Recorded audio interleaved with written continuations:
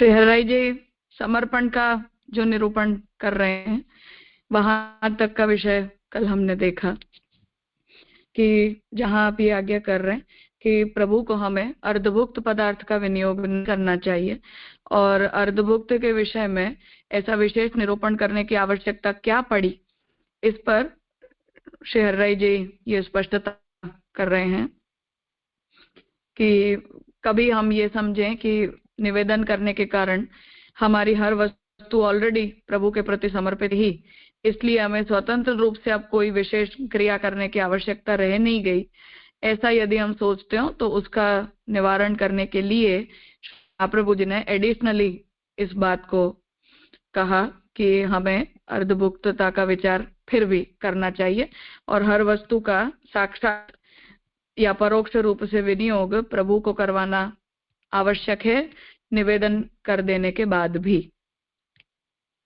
हाँ भार्गव।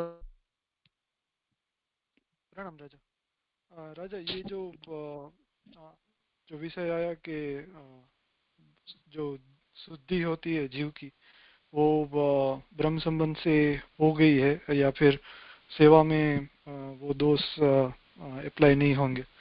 तो उसमें एक प्रश्न ऐसे आता है कि जब हम अगर अपना वर्णाश्रम देखे, लाइक कोई ब्राह्मण है और वो शूद्र का काम कर रहा है, तो शास्त्र तो ऐसे कहेगा कि वो जो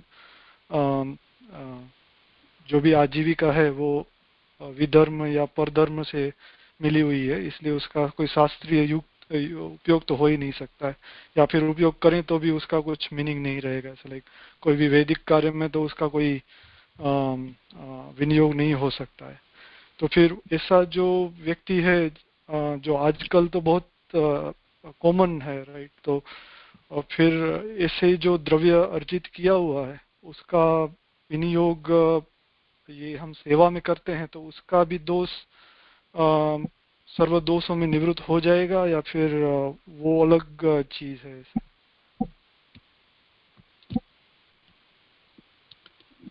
फिर से पूछोगे? हाँ श्योर राजा। ये जो हमने जीव के जो दोष हैं, जो भी लौकिक वैदिक या संयोग जा स्पर्श जाश्च, वो सभी दोष ब्रह्म संबंध से तो निवृत्त हो जाते हैं, या फिर सेवा में वो अप्लाई नहीं होते हैं, हम इससे हमने समझा था।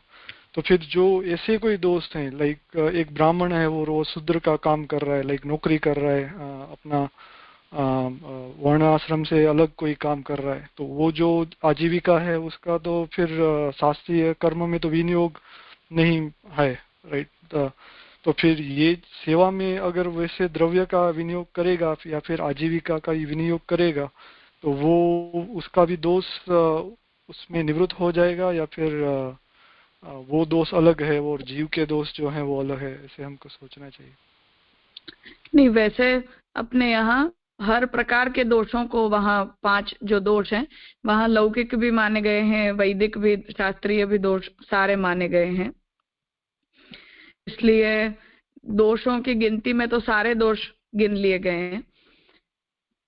जैसा श्री गोपीनाथ जी भी ये आज्ञा करते ही हैं कि वैष्णव बनने से पहले हमारे आजीविका के जो साधन हैं वो यदि हिंसा युक्त हो, या जैसे कोई वर्ण ही ऐसे होते हैं कि जिन लोगों को उस प्रकार की आजीविकाओं को करने की छूट दी जाती है, तो ऐसे लोग हैं, मानो क्षत्रिय हैं, तो वो कोई ऐसे प्रकार के कार्यों के अंदर जुड़े हुए हों कि जो कार्य भक्ति मार्गीय मर्यादा के अनुरूप नहीं है, तो उन आजीविका के साधनों को छोड़ देना चाहिए, ऐसा श्री हरराय जी ने आज्ञा दी है। तो तात्पर्य ये है कि हमारे लिए ये आवश्यक तो है ही कि हम शास्त्रीय जो दोष के कंसिडरेशन है उन सबको अपने ध्यान में लें, और उन सबको ध्यान में लेकर फिर तदनुसार हम व्यवहार करें कि जिससे शास्त्र का भी विरोध न हो और भक्ति मार्गीय मर्यादाओं का भी विरोध न हो। तो वो दोनों चीजों को ध्यान में तो हमें लेना ही पड़ेगा, और उन दोनों ही बातों को ध्यान में लेते हुए अपने व्यवहारों को भी हमें करना है। इसलिए ये बात तो स्पष्ट है कि कुछ न कुछ प्रकार की सावधानी हमें रखनी ही पड़ेगी। और वो जो भी सावधानी हमें रखनी है वो शास्त्रीय दृष्टि से मान्य होनी चाहिए। तो ऐसा नहीं है कि हम चाहे कोई आजीविका कर लें या वर्णानुसार व्यवहार ना करें। तो यथा योग्य या शक्ति बेस्ट हमारे लिए जो पॉसिबल है वो हमें करना चाहिए। बाकी द्रव्य के विनियोग की जब तक बात है तब तक कम से कम निषिद्ध आजीविका के साधन हैं उनमें हम ना पड़े, इतनी सावधानी तो हमें रखनी ही रखनी है। जी राजा। और राजा ये कई बार सुना है कि जो ब्याज का धन है अ, वो अ, वो शास्त्र मना करता है कि ब्याज का धन नहीं यूज करना चाहिए। एग्जैक्ट पता नहीं है कि किन वर्णों के लिए वो बात कही गई है, मगर आज आज की तारीख में हाँ, तो। ब्राह्मण और क्षत्रिय के लिए है, वैश्य को निषेध नहीं है, जी राजा। क्योंकि पर आज बहुत मेरे को। अप्रिशिएटेड भी नहीं है। हाँ। ओके। क्योंकि आज तो अभी परिस्थिति ऐसी है कि मोर देन 40-30% तो वो ब्याज का ही जो भी होता है वो हम खाते हैं। तो ऐसे में उसको निग्लेक्ट करना या उसको इग्नोर करना वो तो पॉसिबल ही नहीं है। अ, तो फिर इसलिए वो क्वेश्चन। नहीं, वो बात सही है, क्योंकि वो ब्याज के साथ समस्या ये होती है ना कि वो मुफ्त का पैसा है, हम मेहनत का नहीं है, तो हमने उसे अर्जित करने के लिए कोई प्रयास नहीं किया है, ऐसे ही हमें मिल रहा है, इसलिए ब्याज निषिद्ध होता है। अब ये तो हिंदुओं की धर्मनिष्ठा का पतन है उस वजह से। बाकी हम मुसलमानों को देखें तो इस्लामिक बैंक ब्याज नहीं देती है, तो वो लोग सारे एज अ कम्युनिटी उस धर्म का निर्वाह कर रहे हैं सभी लोग, इसलिए वो धर्म वहां एप्लीकेबल चल रहा है। पर हम लोग नहीं करते हैं, इसलिए हमारे वहां ऐसी कोई व्यवस्था ही नहीं बनी कि जहां लोग यूनानिमसली उस सिद्धांत को माने। तो कोई भी अच्छे कार्य में हम दान आदि का जो व्यवहार करते हैं उसमें कम से कम उसका कुछ परसेंटेज निकालें, ऐसी हमारी नीति होनी चाहिए। और शुद्ध रूप से ब्याज का ही जो लोग धंधा करते हैं ऐसी आजीविका को पॉसिबल हो तो बदल दें, ऐसा भी व्यवहार किया जा सकता है। बाकी तो यथा योग्य है। जी राजा। तो राजा दूसरा ये भी एक कंसिडरेशन था, कभी सोचा था कि जो म्यूचुअल फंड ये सब अभी निकला है बहुत ज़्यादा उस पे है। तो जो भी फंड हम देते हैं वो कहाँ पे जाता होगा, क्या यूज़ होता होगा उसका, कोई निषिद्ध बिजनेस में यूज़ होता होगा या फिर कैसे यूज़ होता होगा, उसको हम कंसिडर करते ही नहीं है। सिर्फ उसका जो भी बेनिफिट मिलता है उसको ही हम लेते हैं। तो वो सब भी चीज़ें भी कभी लगती है कि ये जो आजीविका है वो अ, शास्त्र से कैसे वो कितनी धार्मिक है ऐसा लगता अर्थात अब ये जो शुद्ध वर्णाश्रम की व्यवस्था है वहां आजीविका के जितने भी साधन बताए गए उन सब के ऊपर पूरी प्रकार से निष्ठ हो पाना तो आज के जमाने में किसी के लिए भी संभव नहीं रह गया है। इसलिए हम आईडी जो बेस्ट है वो कर पाएंगे ऐसा तो हम मान ही नहीं सकते, क्योंकि ये फिर से जो बात मैं हमेशा कहती हूँ कि वर्णाश्रम धर्म व्यक्तिगत धर्म नहीं होता है, सामाजिक धर्म होता है। तो जब पूरा समाज उसे पालता है तभी कोई व्यक्ति उसे पाल सकता है। हम ये सोचे कि हम अकेले ऐसा कर लेंगे, उसे पूरा पूरा पाल लेंगे, तो ये प्रैक्टिकली पॉसिबल ही नहीं है। पूरा समाज पालता है तो समाज के अंग के रूप में हम उसका निर्वाह कर पाते हैं, पर इंडिपेंडेंटली उसका निर्वाह संभव ही नहीं है। तो हमारे असामर्थ्य में ये सारी बातें जा चुकी हैं। इसलिए कम से कम जैसे गोपीनाथ जी साधन दीपिका में आज्ञा दे रहे हैं, ऐसे जो निषिद्ध आजीविका है वो तो हम न ही करें, ऐसा तो संकल्प व्यक्ति का होना ही चाहिए। और दूसरी बात कि ब्याज आदि के पैसा जो भी हमारे मुफ्त के पैसा हम ला रहे हैं, हमारे वे में उसका मिलान हो रहा है, तो ऐसे सब जो व्यवहार हैं तो उनमें उसका कुछ परसेंटेज हम दान में गाय के लिए, ब्राह्मण के लिए या किसी उत्तम कार्य के लिए निश्चित रूप से प्रदान करें ही, ऐसे भाव रखते हुए उसका निर्वाह हम करें तो एक बार के लिए खैर पाप निवृत्ति तो उसे फिर भी नहीं बोलेंगे, पर कम पाप हुआ ऐसा कह सकते हैं। है। जी राजा।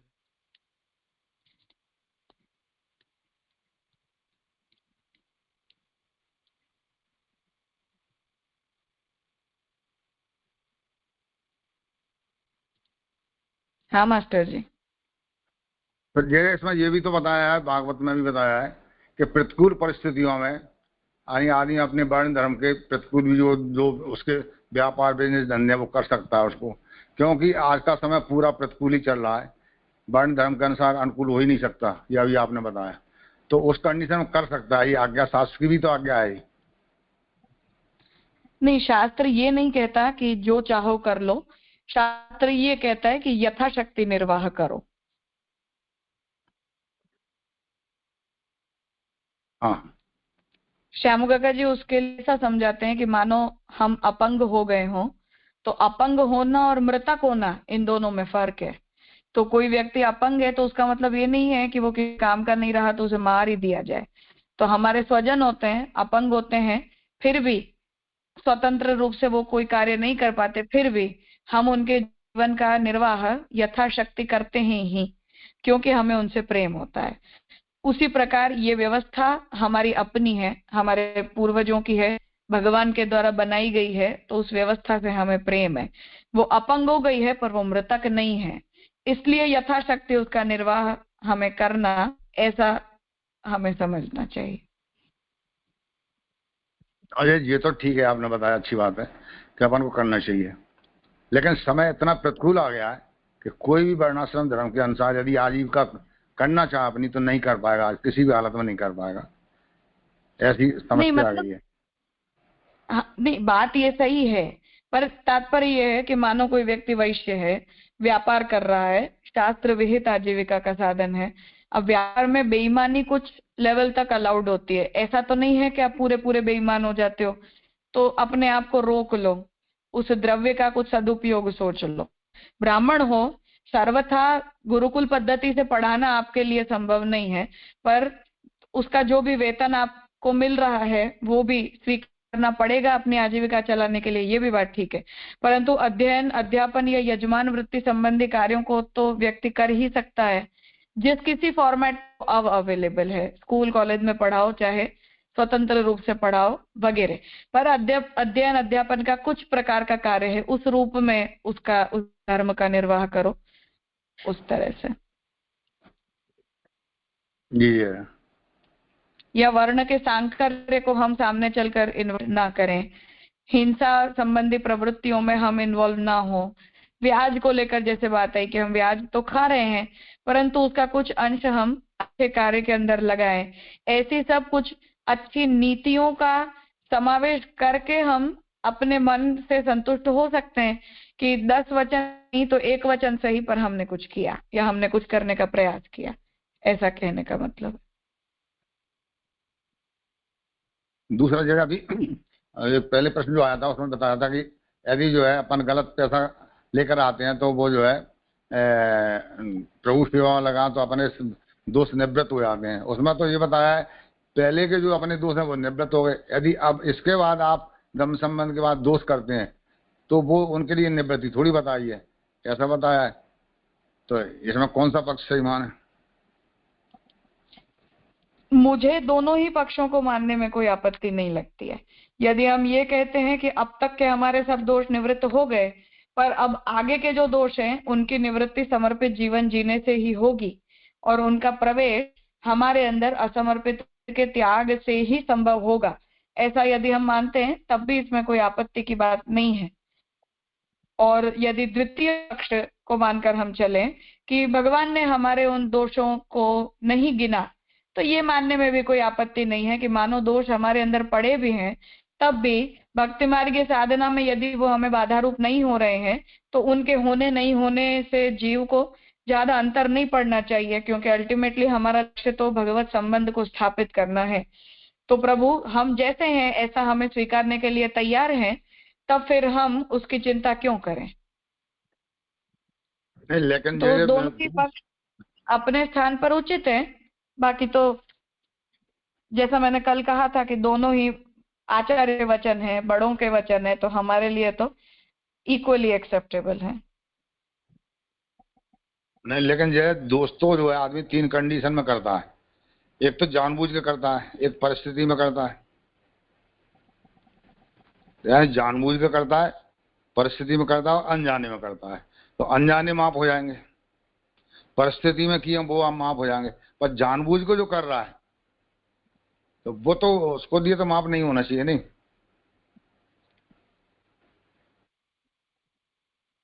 अब वो बात तो सही है कि असमर्पित के भक्षण आदि को लेकर या असमर्पित व्यवहार लेकर भी जब तक बात है तब तक भी यही है कि अननेसेसरीली हमें असमर्पित के व्यवहार को बढ़ाने का यदि कोई जीव प्रयास कर रहा है तब तो उसकी भक्ति मार्गीय निष्ठा ही शंकाशील बन जाती है। जी है।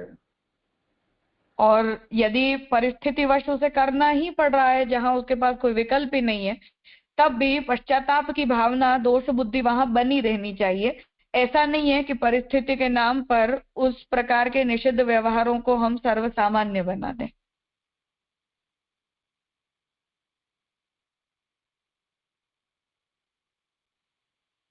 जी है, क्लियर हुआ।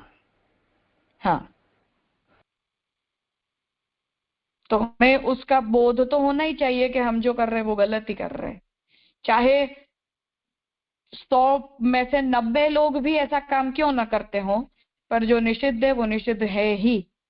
ऐसी स्पष्टता सैद्धांतिक रूप से होनी चाहिए। जैसा हम हमारे समाज में अब देखते हैं कि कोई असमर्पित व्यवहार न करता हो ऐसे व्यक्ति को ढूंढना हमारे लिए मुश्किल हो गया है।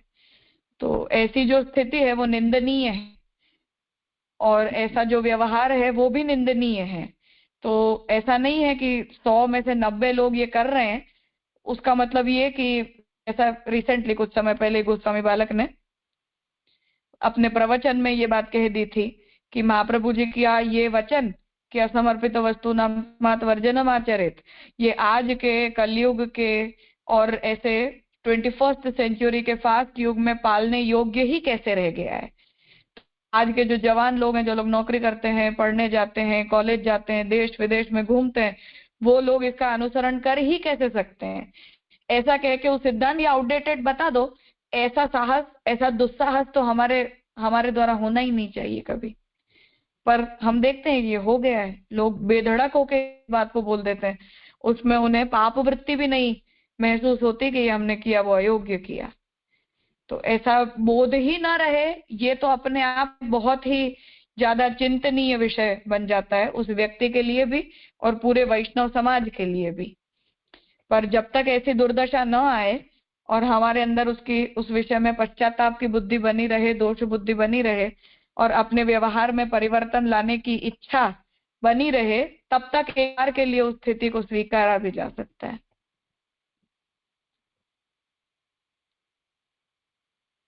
जी है। कल ही काका जी के साथ इस विषय में मेरी चर्चा हो रही थी, जहां गोपीनाथ जी साधन दीपिका में जो सप्तदा भक्ति और नवदा भक्ति का भेद बता रहे हैं, वहां उसे किस तरह से इंटरप्रेट किया जाए उस पर विचार हो रहा था।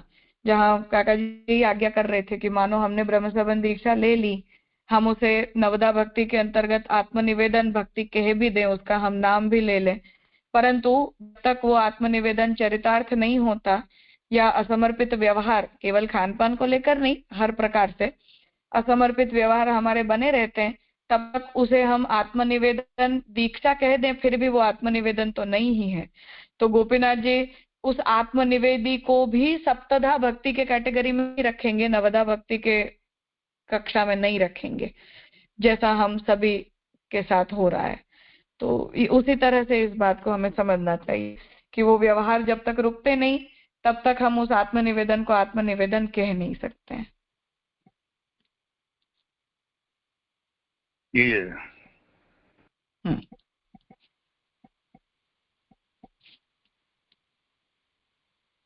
और कुछ है?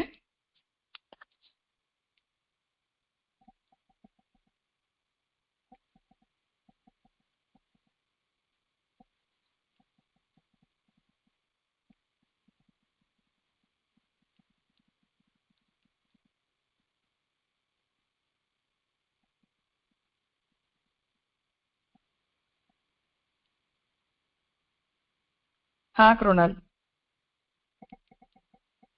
प्रणव प्रणव, जो अभी बात करी ना उसमें मतलब 100% एग्री, किंतु फिर हम ये कहेंगे कि हम जो कर रहे हैं वो कॉपी करने का प्रयत्न कर रहे हैं या कोई एक लाइफस्टाइल मिमिक करने का प्रयत्न कर रहे हैं। यद्यपि हमसे 100% नहीं हो रहा, किंतु हम सिर्फ प्रयत्न कर रहे हैं, यही सोचना पड़ेगा फिर, या फिर कैसे लेंगे हम इसको?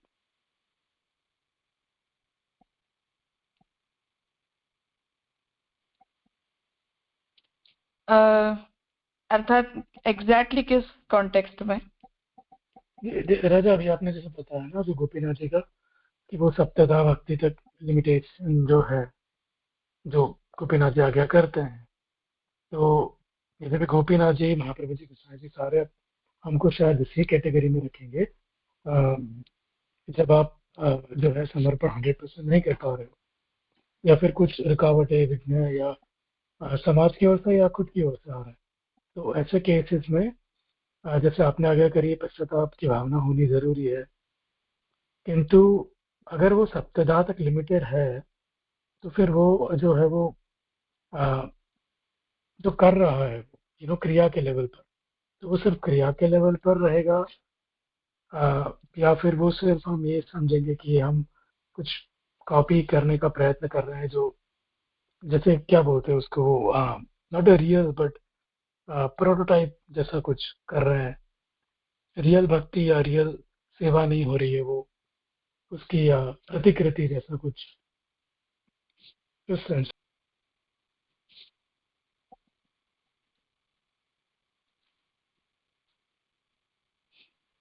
बात इसमें ये है कि जो बात मैंने इसीलिए अभी काका से जो मेरी बात हो रही थी उस बारे में कहा कि मानो सप्तधा और नवधा का डिफरेंस है।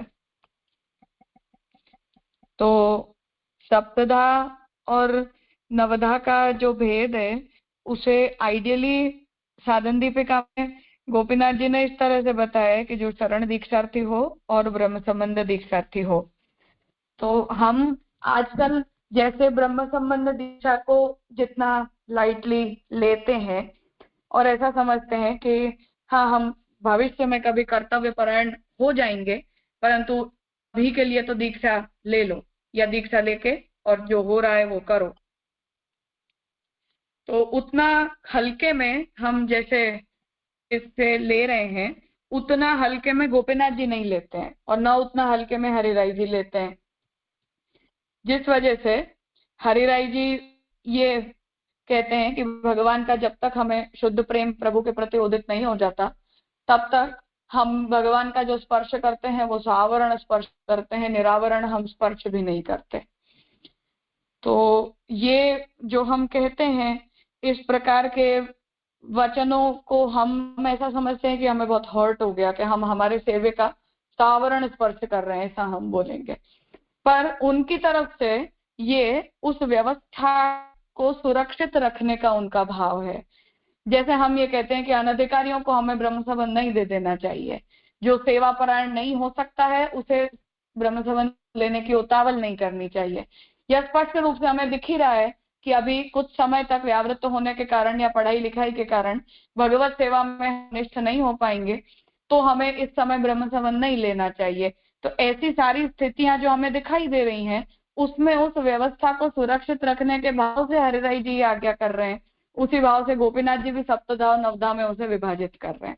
तो तात्पर्य उस व्यवस्था को उत्तम बताने में है, उसे सुरक्षित रखने में। जैसा हम देखते हैं कि बहुत सारे परिवारों में या हमारे मतलब कुल में भी ऐसी परंपरा है कि जब तक संबंध न लिया जाए तब तक सखड़ी रसोई की सेवा और ठाकुर जी के श्रृंगार की सेवा नहीं दी जाती है। तो कारण उसका ये नहीं है कि हम किसी व्यक्ति विशेष को सेवा से वंचित रखना चाह रहे हैं या उसे सेवा में हम प्रवेश नहीं देना चाह रहे। भावना वहां यही है कि अंतरंग सेवा में और बहिरंग सेवा में व्यक्ति को फर्क समझ में आना चाहिए, और सर्वस्व के समर्पण का जो हमारा भाव है, जो ब्रह्म संबंध के द्वारा पोषित होता है, उस भाव का इंपॉर्टेंस, उस भाव की योग्यता, उसकी उत्तमता, उसकी पराकाष्ठा हमें समझ में आनी चाहिए। तो जो भी हमारी अंतरंग सेवाएं हैं, उनसे यदि हम किसी व्यक्ति को दूर रखते हैं, तब उस हृदय में ये भाव प्रकट होता है कि नहीं, मुझे भी ये करना है या मुझे भी इससे आगे बढ़ना है, या हमारे अंदर किसी प्रकार की कोई अयोग्यता है जिस वजह से हमें ये सेवा प्रदान नहीं की जा रही, और इससे उत्तम बनकर हमें प्रभु के पास जाना चाहिए कि जिससे हमें अंतरंग सेवा की भी योग्यता मिले। तो ये सारे भावों को वहां उजागर किया जाना होता है, परंतु अब उसे हम नेगेटिवली लेते हैं कि मानो हम लोगों को सेवा से दूर रखना चाह रहे हैं।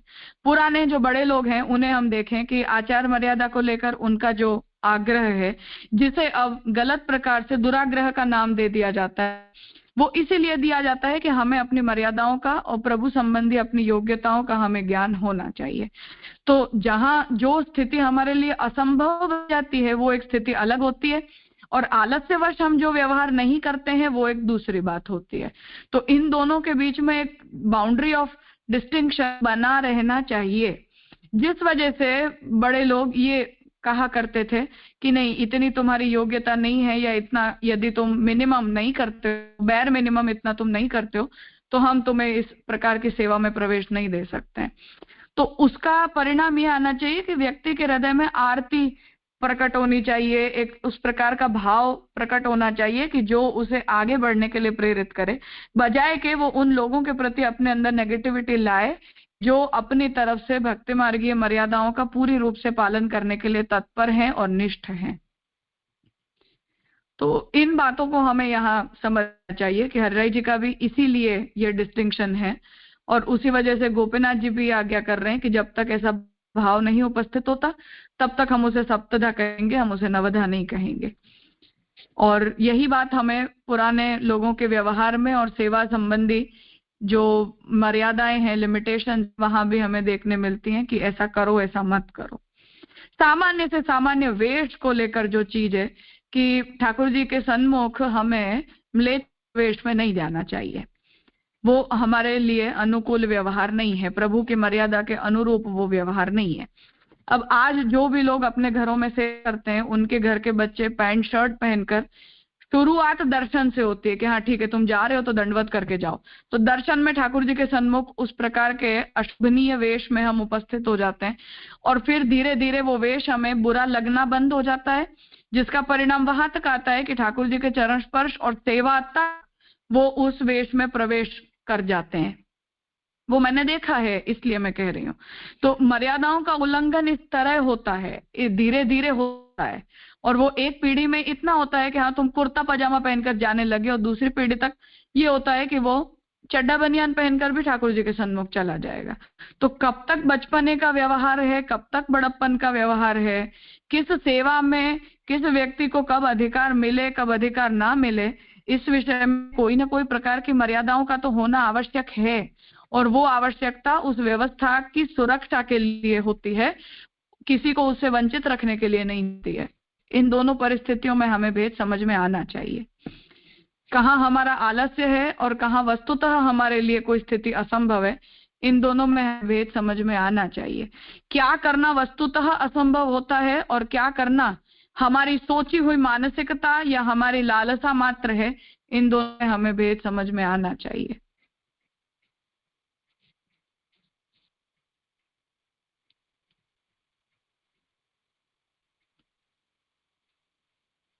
हुआ?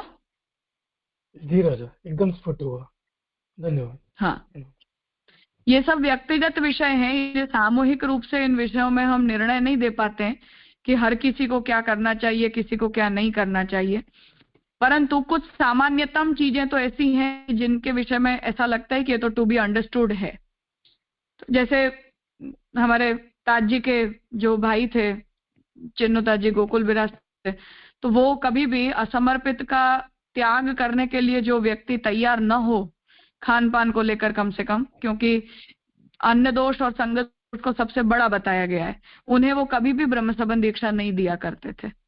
अब आज हमें ये लगता है कि ये दुराग्रह है, क्योंकि वही वो गोस्वामी बालक वाली बात कि प्रैक्टिकली कहाँ ये पॉसिबल है कि हम असमर्पित भक्षण किए बिना जी पाए, पर हम सब जी रहे हैं, हम मर तो नहीं, और न हमारी दुनियादारी के कोई व्यवहार ऐसे रुक गए, और यदि रुक भी गए तब भी किस लेवल तक उन्हें रोकना, किस लेवल तक उन्हें नहीं रोकना, ये भी हमारी इच्छा अनिच्छा के आधार पर होना चाहिए।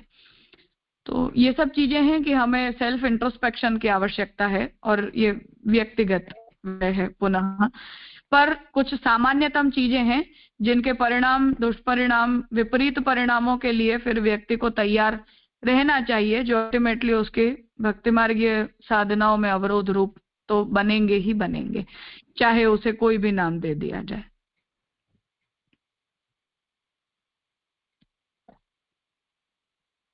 जी रजमन, अगर हम असावधान रहते हैं आज, तो हमें एक वो चुभेगा कल। मतलब अगर हम पश्चाताप की भावना नहीं करते, पवित्रता को मेंटेन नहीं करते, तो वो आबेल मुझे मारी हो जाएगा, ऐसे ही ना? हाँ जरूर। हाँ प्रणाम राजा, आपने ये जो सब इतना विस्तार से समझा वो बात तो सही है, पर मुझे जहाँ तक क्या, यद्यपि मैं थोड़ा अलग एंगल से बात कर रहा हूँ कि अपने एक सेमिनार में, साधना के सेमिनार में ऐसा हुआ था, सर्वात्म भाव की बात हुई। तो हमें जब ठाकुर जी को अपना सर्वस्व समझते हैं और महाप्रभु जी सर्वात्म भाव से ठाकुर जी की सेवा की आज्ञा देते हैं, तो वहाँ फिर ये चर्चा हुई थी। फिर सर्वात्म भाव तो अनेक प्रकार से गोकुलनाथ जी वगैरह ने अलग अलग बातें कही है, और वो सर्वात्म भाव तो अंतिम यानी बहुत फलावस्था जैसी बात है। फिर वहाँ जे ने कहा था कि नहीं भाई, इनिशियल साधना अवस्था में सर्वात्म भाव भी शुरू की रुचि की अवस्था या साधना अवस्था का हो सकता है। तो इसी तरह हम ये नहीं कर सकते, इसको ये एंगल से नहीं देख सकते। जे की बात, शरद बावर्षी की बात और आपका जो चर्चा हुई वो तो ठीक बात है गोपीनाथ जी के संदर्भ में और हरिराय जी के संदर्भ में। पर जो आत्मनिवेदन, क्योंकि नवधा में तो फिर हमने तो भागवती प्रकार लिया है, और नवधा में आत्मनिवेदन लास्ट फलावस्था, और भागवती प्रकार में महाप्रभु जी ने पहले आत्मनिवेदन बता दिया। तो हमारा जो आत्मनिवेदन है वो उसको इनिशियल लेवल का यह मान के या वो नहीं, फलावस्था का नहीं है। आप जो कह रहे नवधा के और जे का जो संदर्भ मैं समझा इतने बातों से, तो आत्मनिवेदन फलावस्था यानी अल्टीमेट जो बात हुई। पर सर्वथा अपन ऐसे ही समझेंगे कि भाई तो फिर ब्रह्म संबंध दीक्षा, यद्यपि बात बराबर आदिभौतिकी सेवा है क्रियात्मक की, तो फिर वो बात कहाँ जाके यानी कैसे समझनी होगी? नहीं, मैं ये नहीं कह रही कि आत्मनिवेदन का कोई साधनावस्था का पक्ष नहीं होता, या मानो हमने अभी आत्मनिवेदन किया है तो इस आत्मनिवेदन की कोई चरितार्थता नहीं है, ऐसा कहने का तात्पर्य नहीं है। पर मतलब यहाँ ये समझना है कि फुलफिल्ड नहीं है, ये हमारी अंडरस्टैंडिंग होनी चाहिए। जो बात अब भी भक्ति रसत्ववाद के सेशन में भी मैंने कही थी कि सेवा फल रूपा ही होती है, सेवा का कोई साधन पक्ष कभी होता ही नहीं है।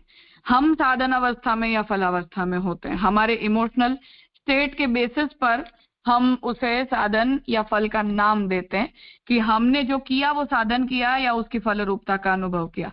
तो हमारी पात्रता उसकी फल रूपता की अनुभूति करने में नहीं है, तो वो समस्या हमारी है, वो सेवा की समस्या नहीं है। जो बात हम 84 वैष्णवों को और अपने आप को कंपेयर करें तो देख सकते हैं कि उन्हें क्यों फलानुभूति हुई और हम भी वही कर रहे हैं तो हमें क्यों नहीं हो रही। तो तात्पर्य है कि उसी ग्राउंड पर आत्मनिवेदन का भी स्वरूप हमें समझना चाहिए कि जिन्हें उसकी फल रूपता का अनुभव हो गया उन्हें क्यों हुआ और हम क्यों वंचित रह गए, हमसे क्यों नहीं हुआ। तो वो पात्रता का भेद है, पात्रता के अंदर किसी प्रकार की कमी है।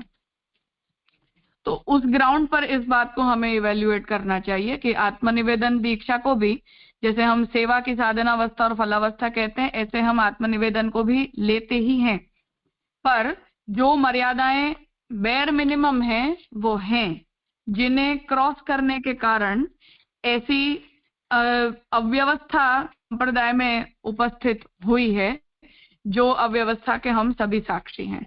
और इसे यदि हम रोकते नहीं है तो फिर वो बढ़ते जाती है क्योंकि उसका जो आदर्श और शुद्ध स्वरूप है वो लोगों तक उतना जल्दी नहीं पहुंच पाता है जितना जल्दी ये अव्यवस्थापूर्ण व्यवहार पहुंच जाता है। तो लिबरलिज्म के साथ वही समस्या है। सच्ची बात है। तो एकदम जब किसी को वंचित रखा जा रहा है, जिसलिए मैंने ये एग्जाम्पल दिया कि पुराना क्रम यही है कि जब तक ब्रह्म संबंध दीक्षा न हो तब तक सखड़ी रसोई की सेवा में स्पर्श नहीं करवाया जाता था और श्रृंगार की सेवा ठाकुर जी की नहीं दी जाती थी। तो उसके कारण व्यक्ति के हृदय में ये भाव आता था कि हमारे अंदर अभी कुछ कम है जिसे हमें अपनी योग्यता से अचीव करना चाहिए। जिसके लिए मैं अपना ही एग्जाम्पल दूं कि हम जबलपुर श्याम काका जी का पुरुषार्थ व्यवस्था के जब प्रवचन हुआ था तब गए थे और वहां एक वैष्णव ने श्याम काका जी से ब्रह्म संबंध दीक्षा ली। तो जब उन्हें दीक्षा दी जा रही थी तो सभी सेवा में थे तो साथ में उपस्थित थे। तो काका ने हमसे बोला कि तुम लोग बाहर चले जाओ, क्योंकि तब तक मेरा ब्रह्म संबंध नहीं हुआ था। तो श्याम काका ने मुझसे पूछा तुम्हारा ब्रह्म संबंध नहीं हुआ? तो मैंने कहा कि ना, नहीं हुआ। और फिर हम लोग बाहर आ गए और फिर मैंने काका से पूछा कि क्यों हम अब तक ब्रह्म संबंध नहीं हुआ, क्योंकि वो बात कभी दिमाग में आई नहीं थी कि क्यों ऐसा नहीं हुआ, क्यों हमें नहीं मिला। तो काका ने बोला कि तुम लोगों ने कभी पूछा भी तो नहीं। तो फिर ये रियलाइज हुआ कि हाँ, अभी हम अपने आप को ऐसा समझ रहे हैं पर शायद हमारी ऐसी योग्यता नहीं है। तो काका ने बोला कि समय आने पर जब मुझे लगेगा तो दे दूंगा। तो फिर कुछ 1-2 वर्षों के बाद जब षोडश ग्रंथ का अध्ययन हो गया, सेवा शायद उन्हें हमारे कुछ प्रकार की तत्परता दिखाई दी, उसके बाद फिर ताज जी से ब्रह्म संबंध प्राप्त हुआ। फिर जो अंतरंग सेवाएं हैं उसमें हमें ले जाया गया। तो तात्पर्य है कि ऐसी कुछ कमी भी हमें समझ में आनी चाहिए कि हमारे अंदर कुछ नहीं है। तो मैं बात ये नहीं कर रही थी कि हम उन मर्यादाओं को कितना रखें कितना ना रखें, या वो करना योग्य है अयोग्य है, ये विचारणीय नहीं है। पर तात्पर्य है कि वंचित रखना ये प्रयोजन नहीं होता था, पर प्रोग्रेसिव अप्रोच व्यक्ति का बने ये प्रयोजन है। तो उस दृष्टि से यदि हम उसे इवैल्यूएट करते हैं या बड़े लोग भी उस तरह से उसे पहुंचाते हैं तो छोटों के अंदर वो भाव आना चाहिए कि हमें अपनी योग्यता को प्रभु लायक यथाशक्ति तो डेवलप करना ही चाहिए, जो हम पॉसिबली आलस्यवश अभी नहीं कर रहे।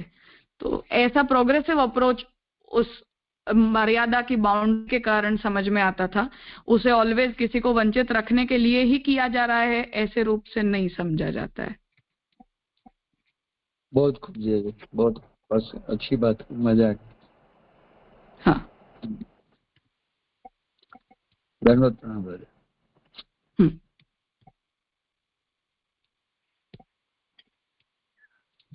ठीक है, तो आज यहाँ रखते हैं, आगे का विषय कल करेंगे।